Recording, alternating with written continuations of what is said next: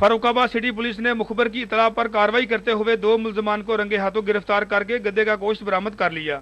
आज सुबह मुखबर खास की इतला पर पुलिस ने छापामार कार्रवाई करते हुए अप्रोच रोड पर वाक़या निजी स्लाटर हाउस से मुलजम अब्दुल रजाक और मुश्ताक को रंगे हाथों गिरफ्तार करके गधे का गोश्त बरामद करके मुकदमा दर्ज कर लिया, जबकि मुलजमान के बाकी साथियों की गिरफ्तारी के लिए पुलिस के छापे भी जारी हैं।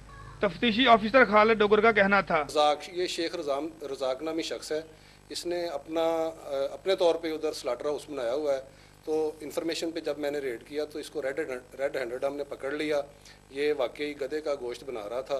उधर से गधे की खाल, उसकी हड्डियाँ, गोश्त और जो छुरी जिसके साथ ये अलहदा कर रहा था वो छुरी, और उसका जो सर था गधे का वो भी सारा कुछ बरामद कर लिया है उधर से। चूँकि ये लोग इंसानी जानों से खेल रहे हैं, इस मकरूह धंधे में जो भी मुलव्वस हुआ इंशाल्लाह उसको कैफ़िल किरदार तक पहुँचाएंगे।